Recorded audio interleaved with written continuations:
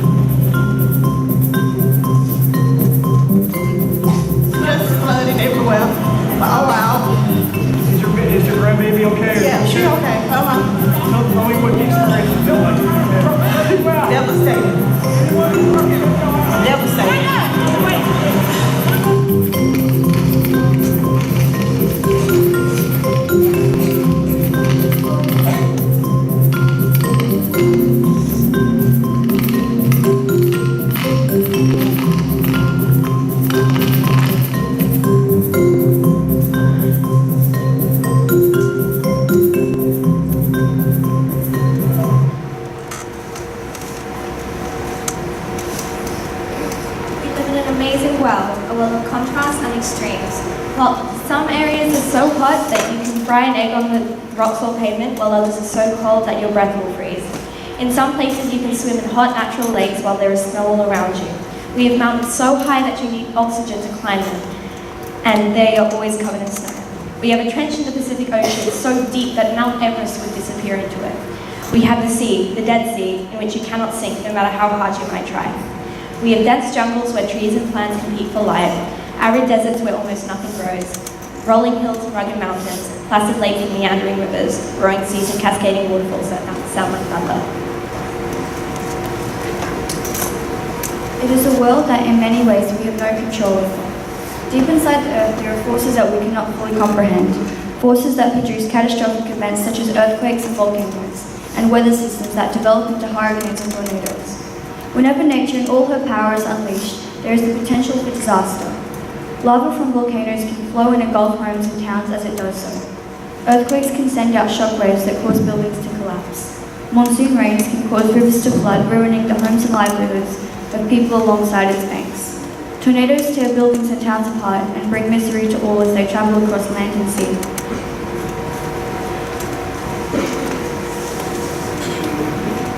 As we have just seen, a good example of such weather was the recent Hurricane Harvey that struck the eastern United States on August 17, 2017.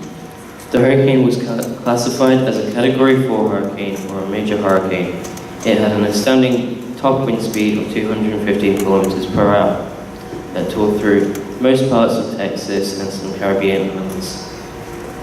In a 4-day period, the area that was struck by Hurricane Harvey received rainfall that measured in at 1 meter that caused major flooding in cities, neighborhoods, rivers, lakes, and homes all around Texas, and a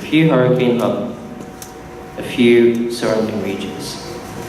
The hurricane finally dissipated on September 3rd, but what Hurricane Harvey left behind was devastation. So far, 83 people lost their lives, and the damages range to about $70 to $200 billion.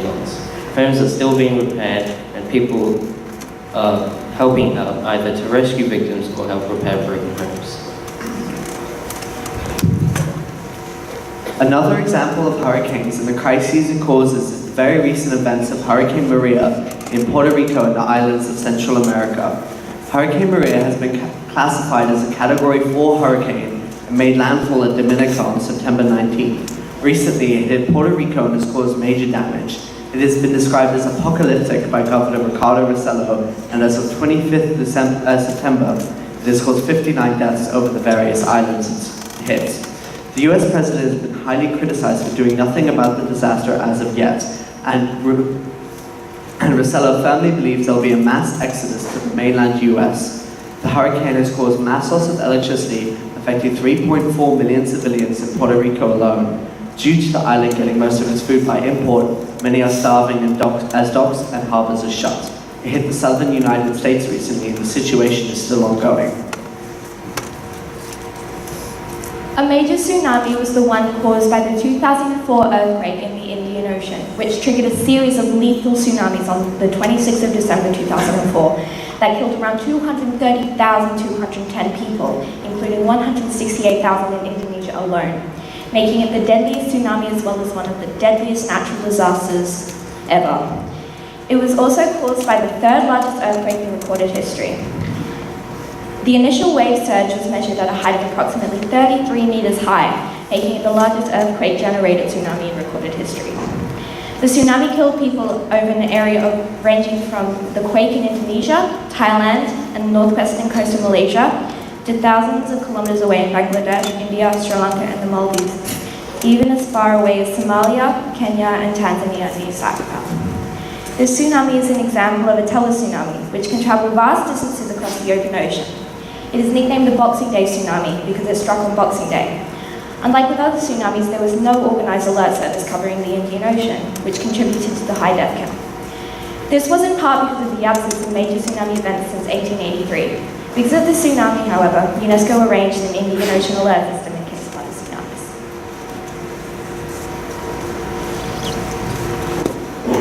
A very recent earthquake happened this year in central Mexico that within hours of a 7.1 earthquake, at least 333 people have been reported killed.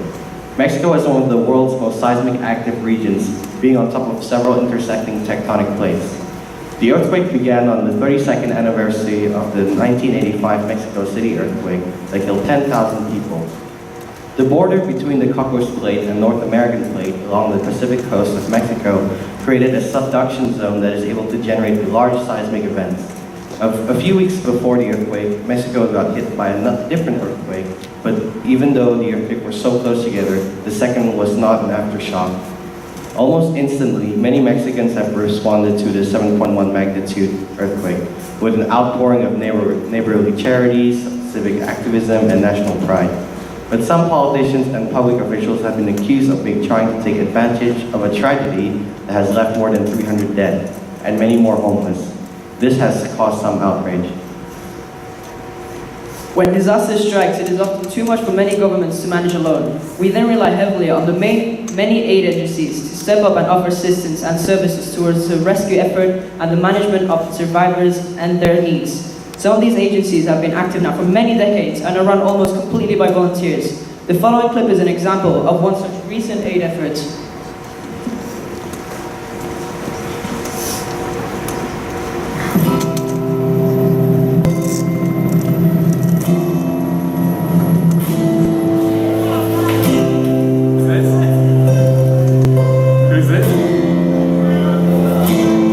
My name is Bella and I'm 6. Volunteer helping people.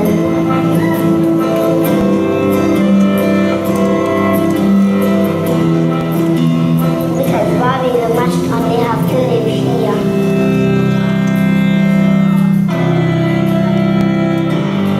My name is Audrey. People lost their houses, their stuff. That's pretty sad. But people from the Caribbean joining to help. Because if it happened to me, I would want people to help. So I shouldn't say.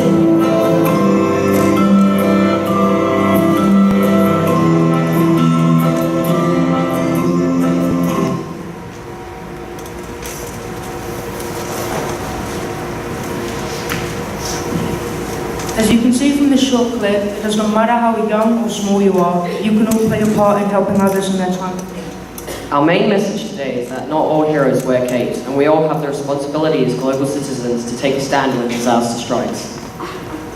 Whether it's a helping hand on the ground or just simply raising money and awareness in the aftermath, as we recently seen, many lives can be saved. We might not have the ability to control these natural disasters, but we all have the ability to stand tall and make a difference. NC would like to thank you all for your attention and now hand over to Mrs. Rinaldi for the notices.